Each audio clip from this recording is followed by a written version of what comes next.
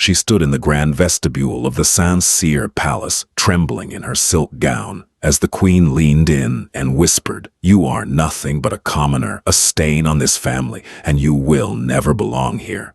But as the great mahogany doors swung open for the royal procession, something unprecedented happened. The entire royal guard, veterans who bow to no one but the king, drew their ceremonial swords and saluted the bride in perfect unison. This is the unbelievable true story of Clara Montgomery. The grand halls of the Saint-Cyr palace smelled of aged beeswax, centuries-old oil paintings, and the overwhelming suffocating scent of white lilies. For Clara Montgomery, a 28-year-old trauma surgeon from South Boston, it felt less like a fairy tale castle and more like a beautifully gilded cage. She sat at the edge of an antique chaise lounge, her fingers nervously tracing the edge of her teacup, feeling the weight of a dozen judgmental eyes pressing into her back.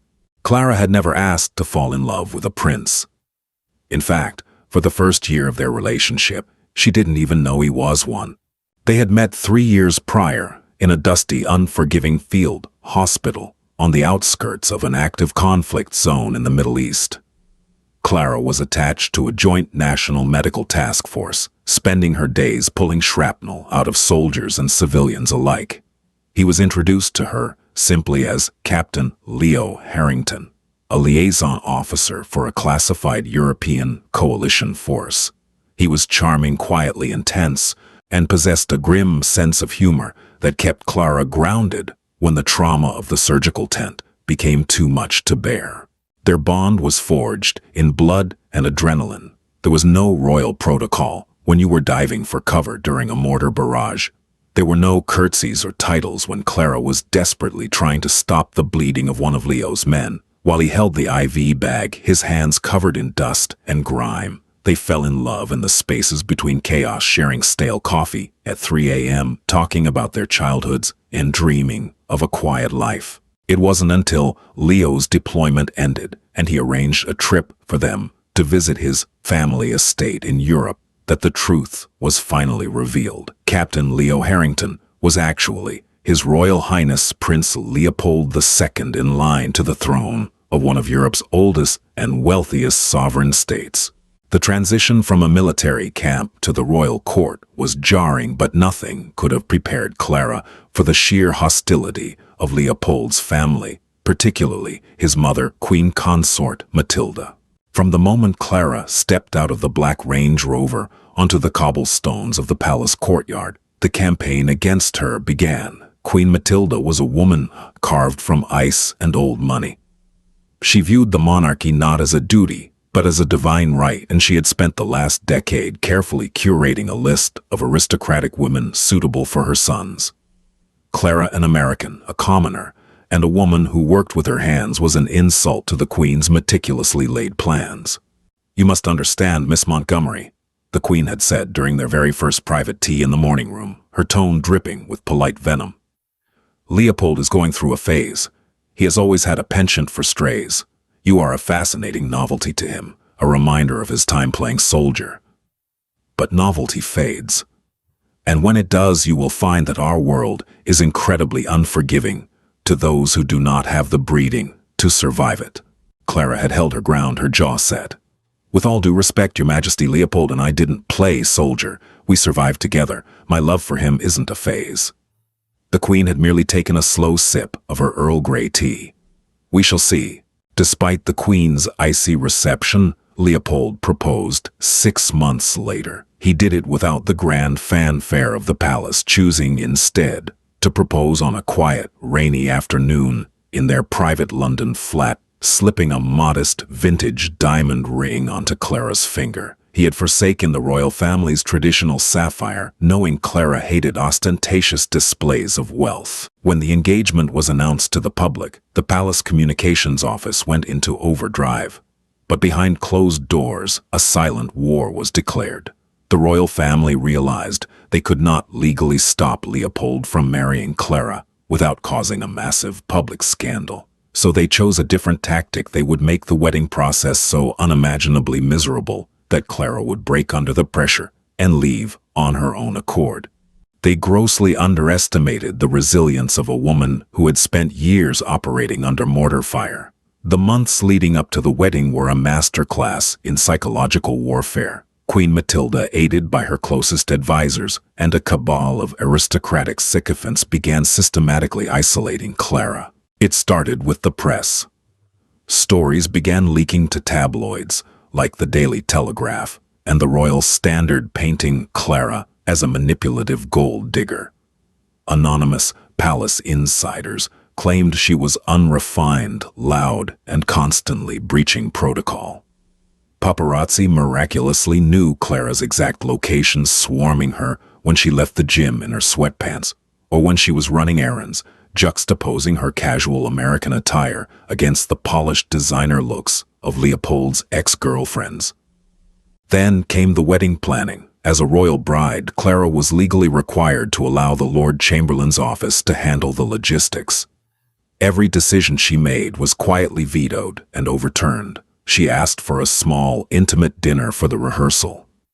They booked the grand ballroom at the Waldorf Astoria and invited 300 foreign dignitaries whom Clara had never met. The most cutting insult came wrapped in high fashion. Clara had secretly traveled to New York to work with a designer at Carolina Herrera to create a timeless, elegant, but understated wedding gown. It was a dress that felt like her. A week before the final fitting, Queen Matilda summoned Clara to the royal tailor's suite. Waiting there was Lady Beatrice, the daughter of a duke, and the woman the Queen had originally intended for Leopold. "Clara, dear," the Queen announced smoothly, gesturing to a massive, heavily embroidered, antiquated monstrosity of a gown hanging in the center of the room. "The Royal Council has decided that your American dress is simply not suitable for a cathedral wedding. It lacks gravitas. We have had the royal seamstresses alter my grandmother's gown for you. Lady Beatrice was kind enough to model it for the alterations, as you share a somewhat similar, albeit less tailored frame." It was a blatant power move, forcing Clara to wear a dress modeled by the woman the family wished Leopold was marrying. Clara stared at the heavy, oppressive fabric, feeling a lump form in her throat. She looked at Lady Beatrice, who wore a smug, pitying smile. Clara wanted to scream. She wanted to pack her bags, take a flight back to Logan International Airport, and never look back. But then she remembered Leopold. She remembered the way he had held her the night before, exhausted from arguing with his father, the king, on her behalf. Leopold was fighting a war on two fronts, trying to defend his bride while maintaining his duty to his country. Clara refused to be the reason he lost his family. "It's a beautiful piece of history," Clara said evenly, refusing to let her voice shake. "I would be honored to wear it."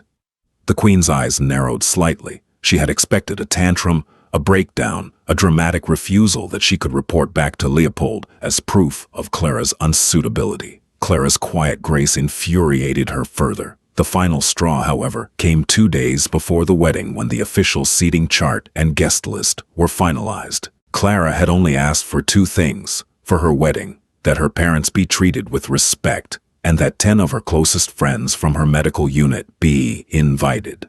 These were the men and women who had bled with her, who had saved Leopold's life when his convoy was ambushed, the people who were more family to her than anyone else. When the thick parchment guest list was handed to Clara by the royal secretary, she scanned it eagerly. Her heart plummeted. Her parents were seated in a secluded alcove behind a marble pillar, barely visible to the altar, and her unit, the names of Captain Reynolds, Dr. Eris Mercer, and the rest of her squad were nowhere to be found. She marched directly into the Queen's private study, bypassing the shocked royal guards at the door. "Where are they?" Clara demanded, slapping the parchment onto the Queen's mahogany desk. "My unit. I submitted their names 6 months ago." Queen Matilda didn't even flinch.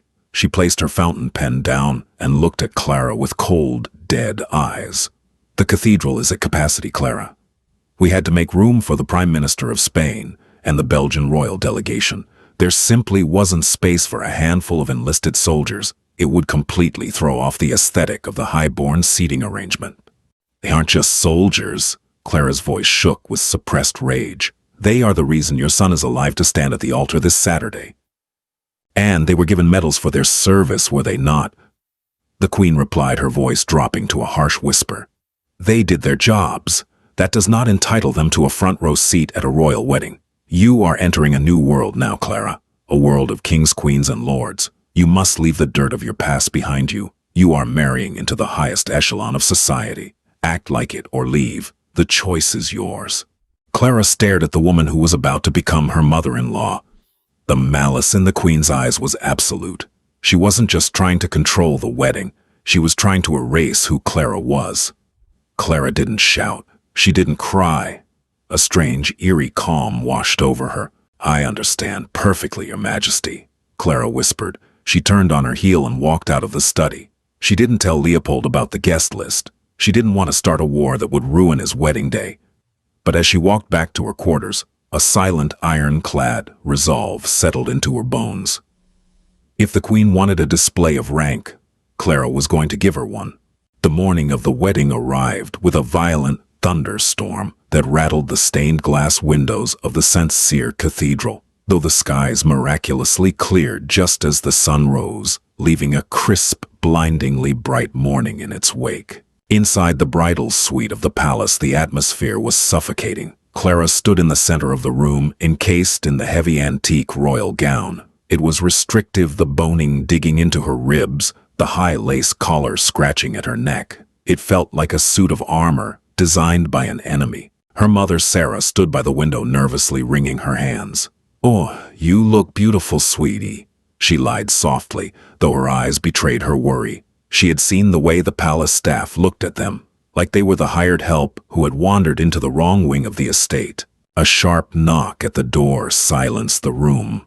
Without waiting for a response, Queen Matilda swept in, flanked by two ladies-in-waiting. She looked immaculate in an emerald green structured suit, her expression set in a mask of polite disdain. She waved a hand, and the ladies-in-waiting ushered Clara's mother and the makeup artists out into the hall, closing the heavy oak doors behind them. Clara and the Queen were entirely alone.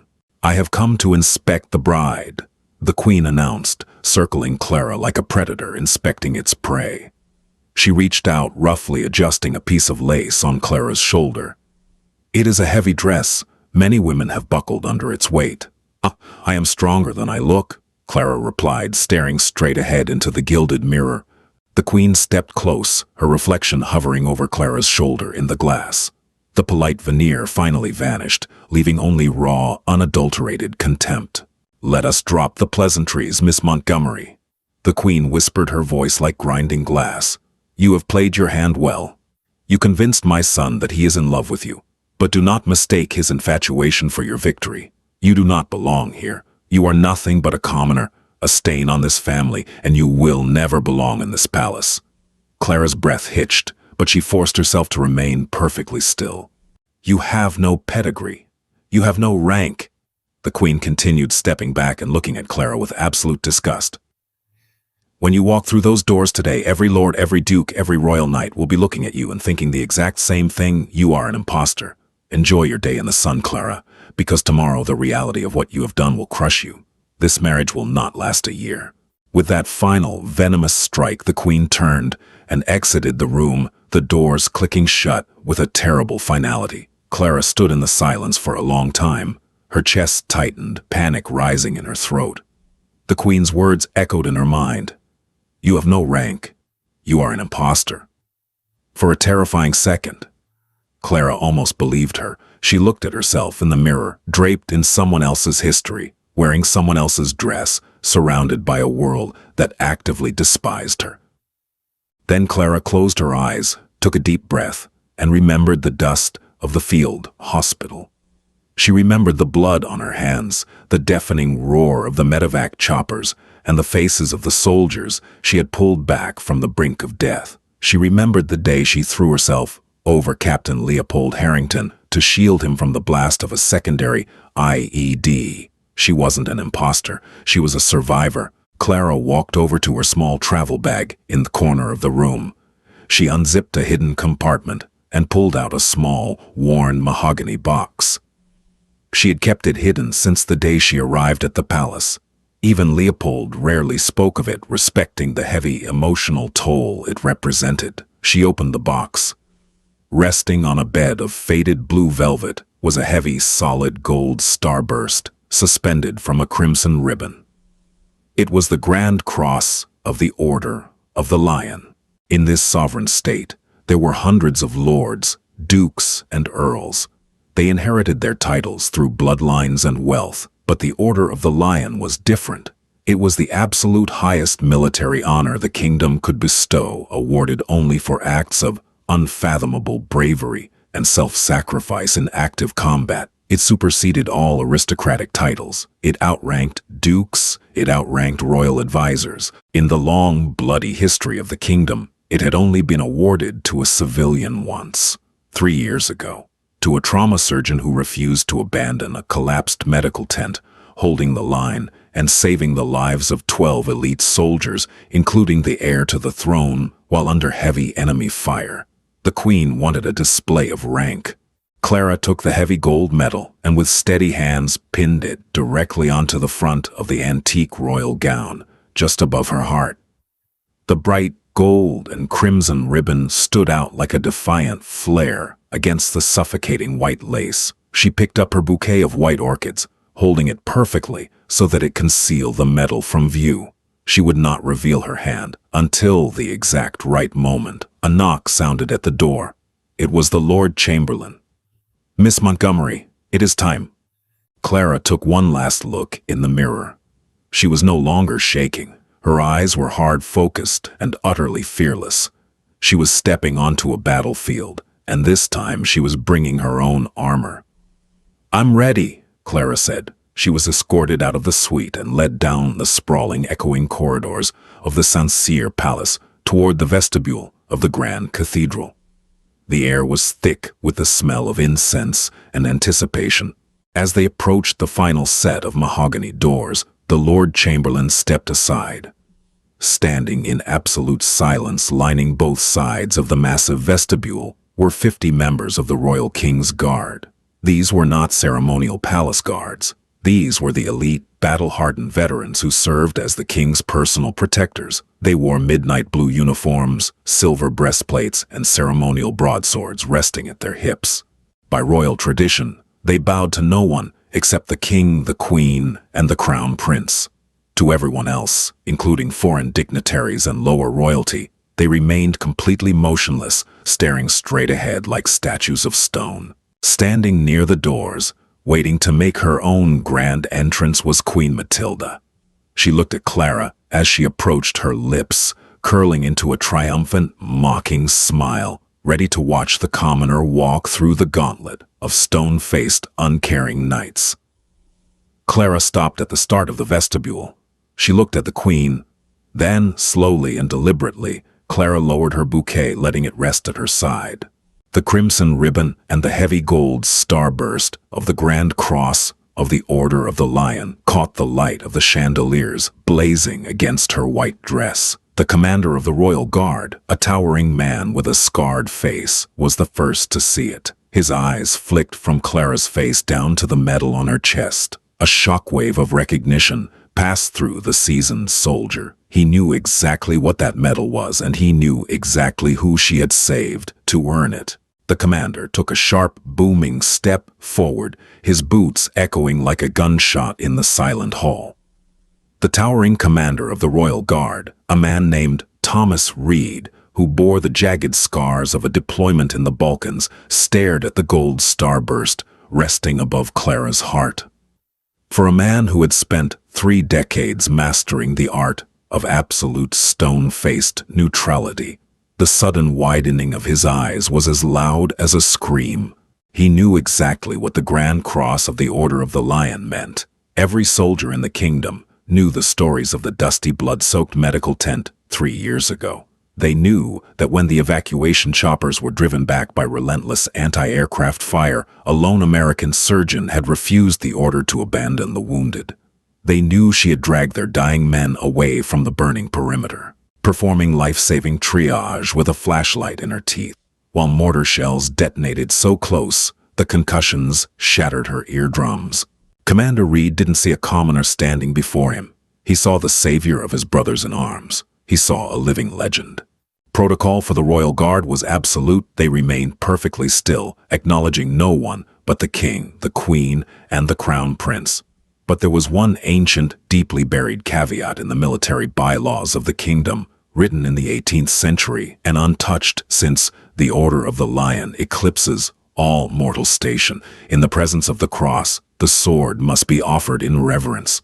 Commander Reed took a sharp, booming step forward, his polished boot striking the marble floor like a gunshot.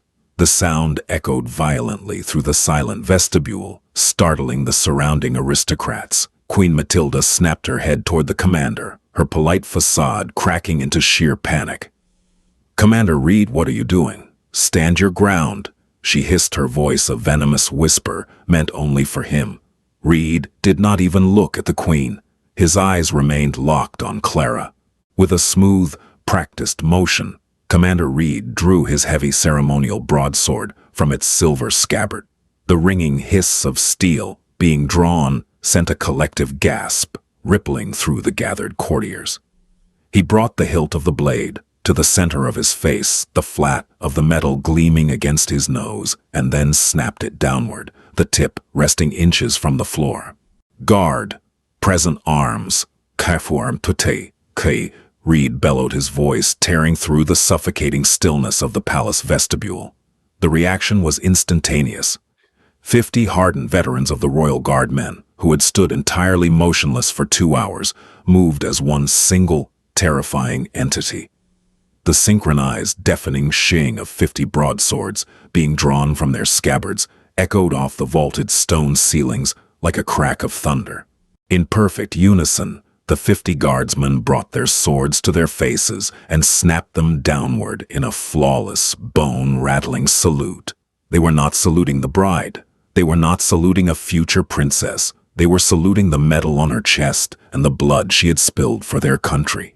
Queen Matilda stumbled backward, her hand flying to her throat as if she had been physically struck. The blood drained from her face, leaving her perfectly applied rouge, looking garish against her pale skin. "No," she gasped, her composure entirely shattered. "No, stop this. Lower your weapons, I command you." Commander Reed stood immovable. "Military protocol supersedes royal presence, Your Majesty," he replied, his voice cold and flat, never taking his eyes off Clara. "The guard honors the lion." Clara stood at the entrance to the gauntlet of steel. Her heart hammered wildly against her ribs, but her face remained a mask of absolute calm. She glanced to her right, meeting the horrified, panicked gaze of Queen Matilda. Clara didn't smirk. She didn't gloat. She simply offered the queen a slow, measured nod, an acknowledgement that the rules of engagement had just changed permanently. With the heavy antique gown suddenly feeling like a suit of armor, Clara stepped forward. She walked down the center of the vestibule, flanked by the lowered swords of the kingdom's fiercest warriors. The courtiers, lords and ladies-in-waiting who had sneered at her for 6 months, now shrank back against the walls, their eyes fixed in horror and awe at the blazing crimson ribbon on her chest. She wasn't an imposter trying to sneak into their world. She was a conqueror walking through their front door. The massive, heavily carved mahogany doors of the St. Cyr Cathedral swung open, groaning under their own immense weight. Inside the massive cathedral was packed with 800 of the most powerful people in Europe. Prime ministers, foreign dignitaries, dukes, and billionaires turned in their pews as the thunderous opening chords of the grand pipe organ began to play. Clara paused at the threshold. The sunlight streaming through the massive stained glass windows illuminated the incense smoke hanging in the air, creating a hazy golden path down the center aisle. At the end of the long red carpet stood Prince Leopold. He looked regal in his midnight blue military dress uniform, adorned with his own medals and sashes. Standing beside him was his father, King Philip, a stern, imposing man who had remained largely silent during Clara's ordeal, letting his wife handle the domestic warfare. As Clara began her slow, deliberate march down the aisle, the whispering began. It started like the hiss of a snake near the back pews and rapidly swelled into a buzzing wave of shock that washed over the entire congregation. They saw the Queen's grandmother's dress, the garment meant to humiliate her, meant to swallow her small frame. But then the golden light caught the starburst on her chest. A British diplomat in the third row actually dropped his program. A prominent duchess gasped so loudly it was audible over the organ. Whispers of, the lion, she has the lion, rippled through the crowd like wildfire. These people understood power, they understood hierarchy, and they instantly realized that the American commoner was wearing a commendation that legally required their own husbands and fathers to bow to her. At the altar, Leopold's breath caught in his throat. He had not seen her all morning. When he spotted the crimson ribbon against the white lace, his eyes immediately welled with tears. He knew how much Clara hated the medal. To her, it wasn't a symbol of glory. It was a heavy, agonizing reminder of the friends she had lost and the blood that had soaked into the desert sand. Oh, she kept it locked away because it brought back nightmares of the screaming and the mortar fire. For her to wear it today proudly and openly meant she was going to war for him. She was shielding him from his own family's venom, just as she had shielded him from the blast in that medical tent. As Clara approached the steps of the altar, King Philip did something that made the remaining heir leave the room. The king, who traditionally remained seated until the bride reached the altar, stood up. He did not smile, but as Clara drew near, the king of the sovereign state offered a sharp, distinct nod of his head, a soldier's greeting to a superior warrior. It was a subtle gesture, but in the highly choreographed world of royal protocol, it was the equivalent of a nuclear detonation. Clara stepped up beside Leopold, handing her bouquet to her stunned maid of honor. Leopold reached out and took both of her hands. His voice shook as he whispered, "You wore it." "I told you," Clara whispered back. Her eyes fiercely locked onto his. "I don't leave my people behind, and you're my people."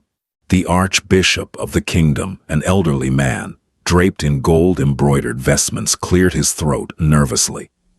He had been thoroughly briefed by the Queen's staff to rush the ceremony to minimize the grandeur of the event.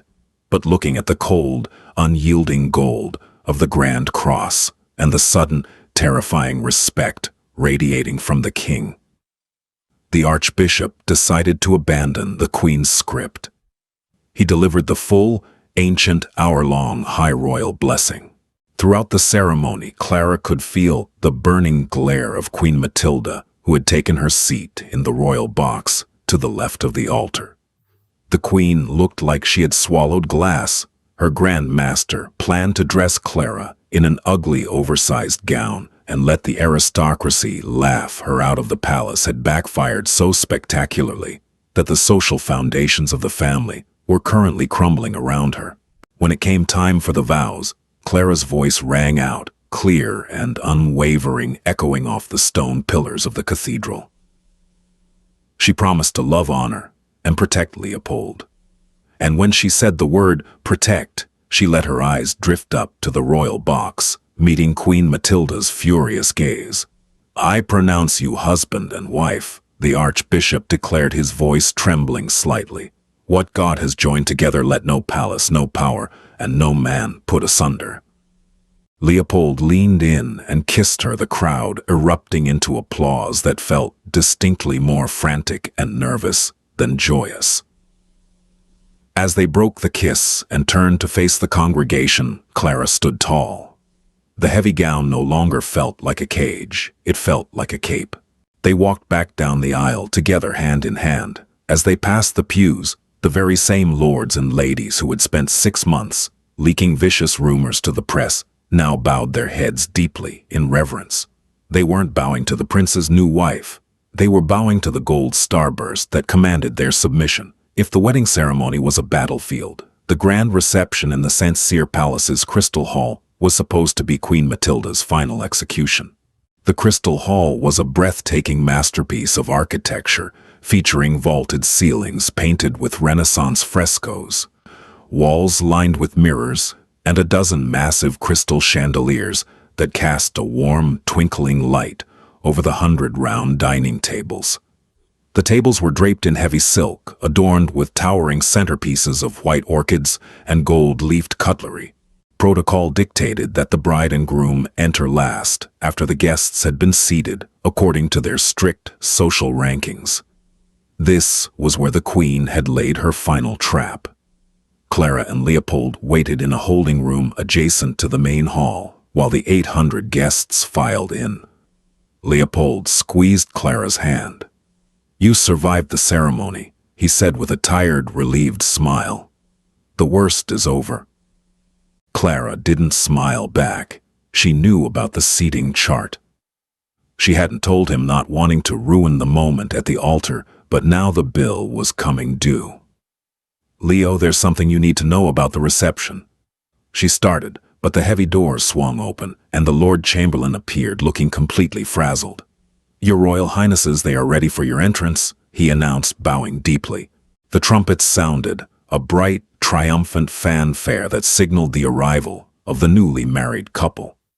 The massive double doors were pulled open, and Clara and Leopold stepped out onto the landing overlooking the sprawling reception floor. The guests stood and applauded. As they descended the grand staircase, Clara's eyes instantly scanned the massive room. At the very front, elevated on a velvet-draped dais, was the high table. Seated there were King Philip, Queen Matilda, the Prime Minister, and Lady Beatrice, a final petty insult from the Queen to seat the preferred bride at the head table. Clara's gaze swept past the dukes in the front, past the wealthy foreign dignitaries in the middle, straight to the very back of the hall. There, hidden behind a massive obstructing pillar near the swinging doors of the kitchen, was a small, unadorned table. Seated there, looking incredibly uncomfortable, in their rented formal wear, were her parents Richard and Sarah Montgomery. And that wasn't all. Sitting with them were the only 3 members of her medical unit who had managed to scrape together the funds to fly to Europe: Captain Reynolds, Dr. Mercer, and Sergeant Miller. The Queen hadn't just denied them an invitation. When they had shown up anyway, using their personal savings, the palace staff had shoved them into the darkest corner of the room, treating them like unwanted pests. A cold, dangerous fury ignited in Clara's chest. The metal on her dress suddenly felt very heavy.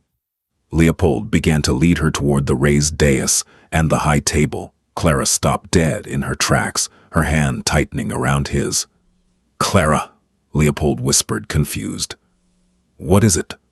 "Look," she said quietly, nodding toward the back of the room. Leopold followed her gaze. When he saw Richard and Sarah hidden behind the pillar, and then saw the bruised, weathered faces of the soldiers who had pulled him out of a burning wreckage 3 years ago, the color drained from his face. His jaw clenched so hard, a muscle ticked visibly in his cheek. He looked up at the high table, locking eyes with his mother. Queen Matilda offered a small, thoroughly wicked smile, raising her champagne glass an inch in a mock toast. "I'm going to kill her," Leopold whispered, his voice trembling with a rage Clara had never heard from him before. He started to take a step toward the dais, his hands balled into fists. "Oh, no," Clara said sharply, pulling him back. "You don't make a scene. You don't give her the satisfaction of a tantrum. We do this my way." Without waiting for his response, Clara turned her back on the high table. She tightened her grip on Leopold's hand and began walking in the opposite direction. The applause in the room began to falter as the 800 guests realized the bride and groom were going the wrong way. They bypassed the front row of dukes. They walked past the foreign dignitaries. They walked straight down the center aisle, heading toward the swinging doors of the kitchen. Up on the dais, Queen Matilda's smug smile vanished. She leaned forward, her knuckles turning white as she gripped the edge of the table. King Philip frowned in confusion. Clara and Leopold reached the tiny cramped table hidden behind the pillar. Richard and Sarah scrambled to stand up, looking terrified that they had done something wrong. The 3 soldiers immediately snapped to attention, saluting Leopold. "Mom! Dad!" Clara said, her voice carrying loudly in the sudden, deafening silence of the hall. I believe there's been a mistake with the seating. This table seems a bit crowded. Clara, honey, it's fine, really. Her father Richard stammered, pulling at his collar. We're just happy to be here. Leopold stepped forward, placing a hand on Richard's shoulder. It is absolutely not fine, sir. The prince turned around, surveying the hundreds of guests staring at them. He spotted a massive, lavishly decorated table in the center of the room, occupied by minor cousins of the queen. You, Leopold barked, pointing at the aristocratic cousins. Vacate that table immediately. The cousins looked mortified, but they hastily grabbed their belongings and scattered. Leopold gestured for Clara's parents and the soldiers to move to the newly emptied center table. But Clara wasn't finished. The queen had tried to erase her people. Clara was going to make them the center of the kingdom. As they moved to the center table, a booming voice echoed from the front of the room. Well, I'll be damned if I'm sitting up here while the real heroes are sitting down there. Everyone turned. Standing up from a prominent table near the dais was General Wyatt Hayes, the supreme commander of the Allied coalition forces. He was a man who commanded hundreds of thousands of troops across the globe, and he held more geopolitical power than half the aristocrats in the room combined. General Hayes picked up his champagne glass and his plate. He marched down from his premium seat, his chest covered in his own ribbons, and walked straight to Clara's new table. He stopped in front of Dr. Mercer and Captain Reynolds. Room for an old artilleryman? General Hayes asked gruffly. Captain Reynolds, looking completely stunned, nodded quickly. Yes, sir, General. General Hayes sat down. But he didn't stop there. He turned to Clara, looking at the heavy gold starburst resting on her chest. The general's eyes softened, a look of profound grief and respect washing over his hardened features. Dr. Montgomery. General Hayes said, his voice carrying perfectly in the silent hall. You never let anyone thank you. You disappeared before the commendation ceremony. But my son, Lieutenant David Hayes, was in that tent with Prince Leopold. You kept your hands inside his chest cavity for 2 hours, while the roof was literally burning down around you. A collective gasp swept through the room. Even King Philip, up on the dais, looked utterly stunned. He hadn't known the specifics of the incident. The military reports had been heavily redacted for security purposes. General Hayes raised his glass high in the air, turning to face the hundreds of stunned aristocrats. I don't give a damn about bloodlines. I don't give a damn about titles. The woman wearing that white dress has more nobility in her little finger than this entire palace combined. The general turned to Clara, tears shining in his eyes. To Clara, the lion of the desert. Instantly, every military officer, every foreign dignitary with an ounce of sense, and surprisingly, King Philip himself, stood up from their tables. The scrape of hundreds of chairs being pushed back filled the room. To Clara, they echoed, raising their glasses. At the high table, Queen Matilda sat frozen. She was entirely alone in her seat. The power dynamic of the room had physically shifted. The center of the reception was no longer the elevated dais. The center of the room was a trauma surgeon from South Boston, surrounded by her parents, 3 battered soldiers, and the supreme commander of the military. Clara looked up at the high table. She met Queen Matilda's eyes one final time. The queen looked small, brittle, and utterly defeated. Her meticulously planned campaign of sabotage had not just failed. It had publicly crowned Clara as the untouchable matriarch of the new era. Clara raised her own glass toward the queen, a silent, definitive victory. She took a sip of champagne, turned to her husband, and for the first time in 6 months, Clara finally smiled. The war was over, and the commoner had won. The crystal chandeliers of the grand reception hall had long been dimmed, and the last of the aristocratic guests had been whisked away in their chauffeured vehicles. But the true climax of the wedding night did not occur on the dance floor or in the bridal suite. It happened at exactly 1:15 a.m. in the king's private study, a cavernous oak-paneled room that smelled of expensive cigar smoke and centuries of sovereign rule. Clara and Leopold had barely reached their private quarters when a sharp knock sounded at their door. It was the king's personal equerry, Lord Harrison Croft. He delivered a simple, non-negotiable message. "The king requires your presence immediately." Still wearing her wedding gown, though she had finally removed the suffocating lace collar and draped a simple, silk shawl over her shoulders, Clara walked hand in hand with her new husband down the silent, shadowed corridors. The heavy gold medal of the Order of the Lion still rested over her heart. She was exhausted, her bones aching from the emotional and physical toll of the day, but her mind was fiercely alert. The battle in the banquet hall was won, but the war for her survival in this family was far from over. When the heavy oak doors of the study swung open, Clara saw Queen Matilda sitting rigid in a high-backed leather chair by the fireplace. The queen had changed into a dark velvet evening gown. Her face was pale, her lips pressed into a thin, bloodless line. She looked less like a reigning monarch and more like a cornered viper. King Philip stood by the massive floor-to-ceiling windows, staring out at the floodlit palace gardens. He did not turn around when Clara and Leopold entered. "Close the doors," Croft, the king, commanded. The heavy wooden doors clicked shut, plunging the room into a heavy, suffocating silence. For a long moment, no one spoke. Then, Queen Matilda stood up. She could no longer contain her fury. "Philip, I demand you annul this farce immediately. You saw what happened tonight. This commoner intentionally humiliated the crown. She dragged the lowest dregs of the military into our inner circle. She insulted my family. She insulted the High Lords, and she mocked the very institution of our monarchy in front of the entire world."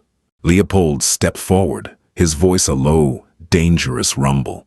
"The only person who humiliated the crown tonight was you, Mother. You seated the parents of the bride in a corner next to the kitchens. You deliberately tried to erase the people who saved my life. Clara didn't break the dignity of this family. She salvaged whatever was left of it.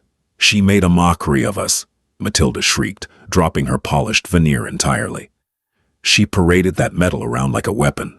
"Enough," King Philip said softly.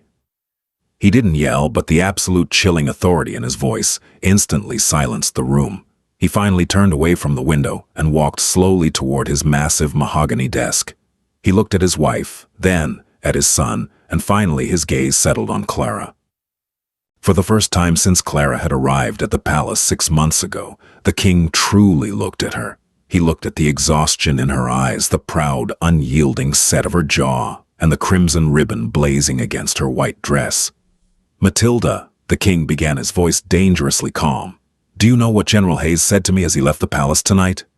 The queen swallowed hard, her eyes darting nervously. "I do not concern myself with the drunken ramblings of an American general. He told me," the king continued, ignoring her, "that if the monarchy cannot find a way to respect the woman who pulled my son's shattered body and out of a burning command tent, then he will personally ensure that the Allied coalition withdraws all military support from our borders. He informed me that the only reason this family still has an heir is because Clara Montgomery refused to retreat when ordered. He also informed me that you tried to ban his officers from the cathedral." Matilda's face drained of the last of its color. "Philip, I was preserving the aesthetic. You were playing a petty, jealous game of high society while dealing with a woman who operates in life and death." King Philip interrupted, his voice finally rising in volume, cracking like a whip in the silent room. "You thought you could break her. You thought you could dress her in your grandmother's hideous gown, put her in a corner and watch her cry. Instead, she triggered a military protocol that hasn't been invoked in 200 years and had my own royal guard draw swords against you." The king walked over to his desk and picked up a heavy rolled parchment sealed with red wax. "I have remained silent for the past 6 months, Clara," the king said, turning to her. "Not because I agreed with my wife's abhorrent behavior, but because I needed to know if you had the spine to survive this family. The crown is a heavy, brutal thing. If you had crumbled under Matilda's childish bullying, you never would have survived the international press, the political assassinations, and the weight of ruling. I needed to see your steel." He walked toward Clara and held out the parchment. "This is a royal decree drafted by my own hand 3 days ago," the king explained. "It dictates that upon your marriage to my son, you are not merely absorbing his title. By virtue of the Order of the Lion and your service to the crown, I am elevating you to the rank of Duchess of the Western Provinces in your own right. You answer to no one in this family but me, and as of this moment, you possess equal political authority to the Queen Consort." Matilda gasped, staggering back, as if she had been physically struck. "Philippe, no, you cannot give a commoner sovereign power. The Parliament will revolt. The Parliament will do exactly as they are told, especially when they see tomorrow's headlines." The king snapped. He turned back to his wife, his eyes devoid of any warmth. "Your campaign of sabotage is over, Matilda. You will pack your belongings. Tomorrow morning you are relocating to the summer palace in the northern mountains. You are officially on an indefinite leave of absence for health reasons. If you attempt to contact the press, or if you ever try to undermine my daughter-in-law again, I will strip you of your royal stipend entirely. You are exiling me." Matilda whispered, tears of rage and humiliation welling in her eyes.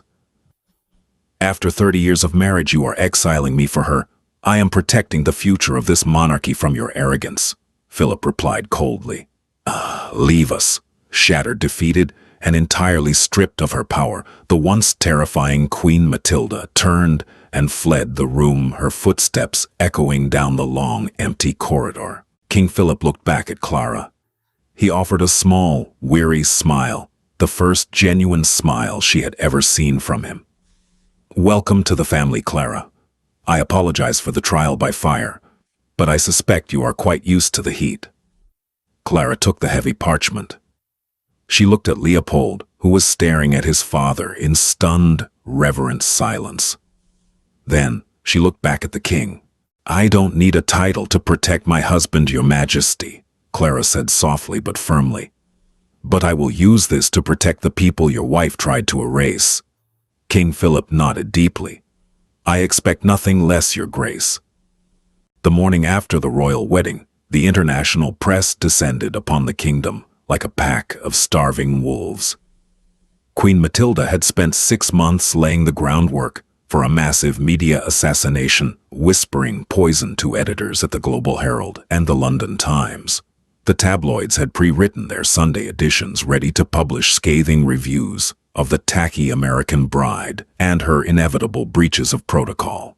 But at 6 a.m., before the official palace communications team could even pour their first cups of coffee, an unprecedented leak occurred. Someone widely suspected to be Commander Thomas Reed, though it was never proven, released a high-definition video taken from the cathedral's security cameras. The footage showed the exact moment Clara walked through the palace vestibule.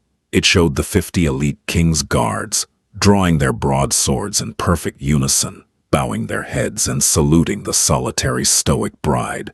It clearly highlighted the blazing gold and crimson medal pinned to her chest. Accompanying the video was a leaked military dossier, officially declassified overnight by General Hayes. It detailed in agonizing, heroic specifics exactly what Dr. Clara Montgomery had done in that blood-soaked tent in the Middle East. It outlined the mortar fire, the severe burns she suffered to her own hands, and the 12 lives she saved, including the Crown Prince. By 8 a.m., the narrative didn't just shift, it violently inverted. The front page of the International Post ran a massive, full-page photograph of Clara standing at the altar with the medal gleaming on her dress. The headline read in bold black ink, "The Lion Queen, How a Combat Surgeon Conquered the Crown." The internet exploded. Social media platforms were flooded with the video of the Royal Guard's salute. For months, the public had been fed a narrative that Clara was a fame-hungry gold digger. Discovering that she was actually a decorated war hero who had remained completely silent about her own unimaginable bravery sent the public into a frenzy of adoration. The aristocracy, realizing the wind had completely shifted, immediately scrambled to save face. The very same dukes and duchesses who had sneered at Clara's parents at the reception began releasing public statements praising the refreshing courage and nobility of the new duchess. It was a sickening display of hypocrisy, but Clara ignored them all. She had no interest in playing their high society games. On Monday morning, just 2 days after the wedding, Clara and Leopold were scheduled to depart for a lavish, month-long honeymoon in the Seychelles, a trip arranged entirely by the palace's PR office to keep the newlyweds out of sight. Instead, Clara woke up at 5 a.m., pulled on a pair of dark denim jeans, a simple white blouse, and a navy blazer. She tied her hair back in a messy ponytail. Leopold woke up to find her lacing up a pair of scuffed leather boots. He smiled, propping himself up on his elbows. "Let me guess," he said sleepily. "We aren't going to the beach." "Cancel the flights," Clara said, tossing him his jacket. "We have work to do." By 9 a.m., the royal motorcade bypassed the airport entirely and pulled up outside the gates of St. Jude's Memorial, the largest and most underfunded veterans hospital in the capital city. The hospital staff, expecting nothing, were thrown into absolute chaos when the newly minted Duchess and Prince Leopold walked through the sliding glass doors without a single camera crew or press liaison in tow. Clara didn't offer a polite waving photo op. She rolled up her sleeves. She walked straight into the intensive care wards. She sat by the beds of amputees, speaking to them in the blunt, honest language of a fellow soldier. She reviewed medical charts with stunned, exhausted nurses. Leopold walked beside her, quietly, holding the hands of men who had served under his command. It was a civilian patient, a young nurse, who had secretly snapped a photo on her phone, who broke the story to the world. The image showed the new royal bride, the woman who had worn the kingdom's highest honor, just 48 hours prior, sitting on the edge of a hospital bed, laughing and holding the hand of a severely scarred veteran. The public reaction was deafening. The citizens of the kingdom were used to royals who cut ribbons from a safe distance and waved from balconies. They had never seen a royal who smelled of antiseptic, who understood the grim realities of trauma, and who actively fought in the trenches alongside them. Within a week, Clara Montgomery wasn't just accepted by the people, she was wildly, fiercely beloved. The public began calling her the Lioness. Letters of support poured into the palace by the tens of thousands. Military barracks across the country hung up the newspaper clippings of her walking through the gauntlet of swords. When Queen Matilda, freezing in her forced exile at the summer palace, saw the news coverage on her television, she finally understood the magnitude of her defeat. Clara hadn't just survived the royal family, she had rendered the old guard completely obsolete. A year passed since the thunderstorm broke over the Saint-Cyr Cathedral, and the kingdom was unrecognizable. The grand halls of the palace no longer smelled only of beeswax and old oil paintings. They were alive with real, palpable purpose.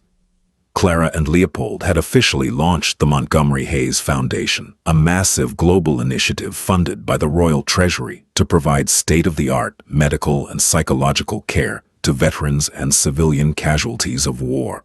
Clara had refused to give up her medical license. In a move that nearly gave the Lord Chamberlain a heart attack, she mandated that she would spend 2 days a week performing trauma surgeries at the capital's central hospital. "I am a surgeon first and a duchess second," Clara had told the frantic royal council.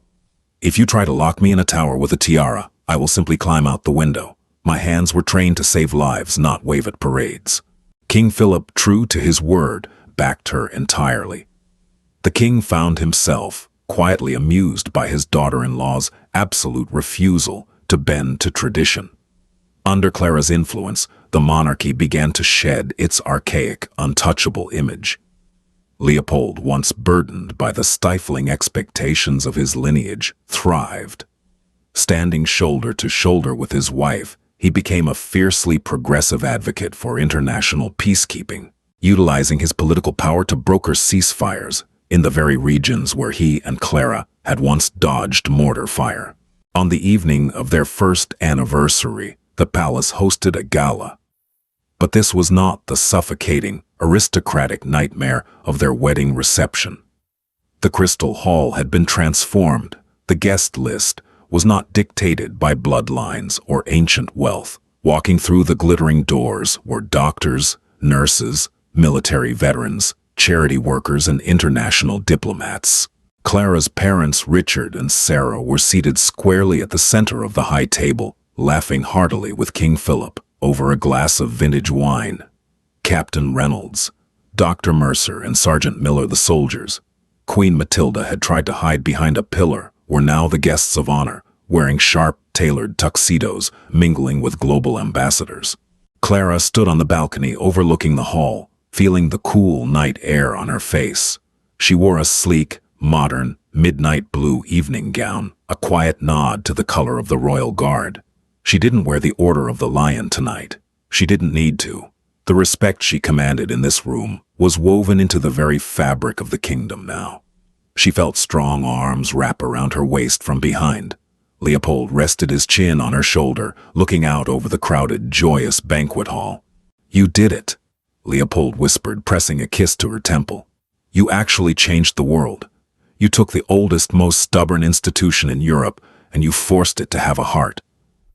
Clara leaned back into him, her hands resting over his. "We did it," she corrected softly. "I just brought a little bit of South Boston grit to the palace." Leopold chuckled, his chest rumbling against her back.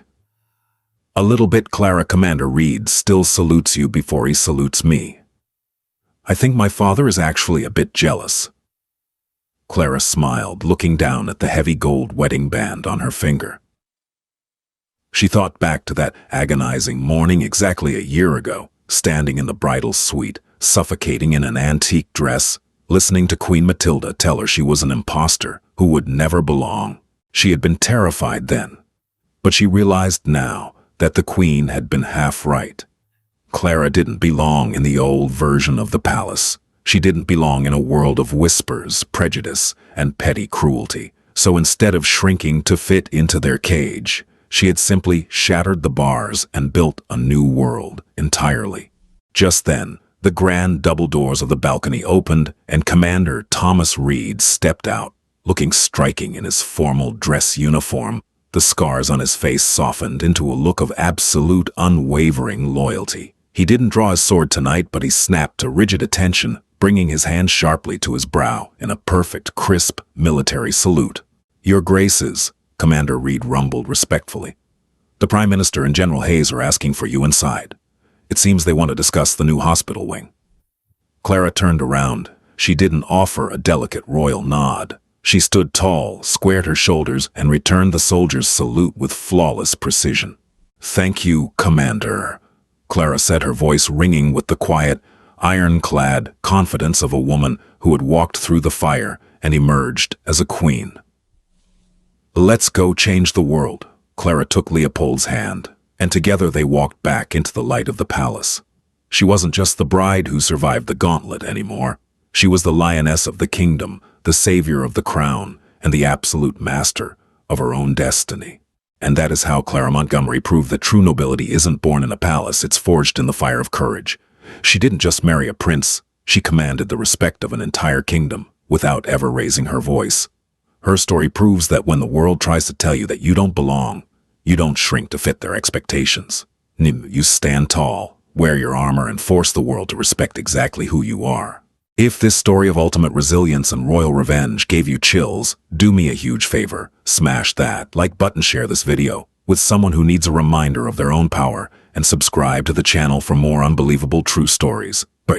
Drop a comment below. Would you have worn the medal? See you in the next one.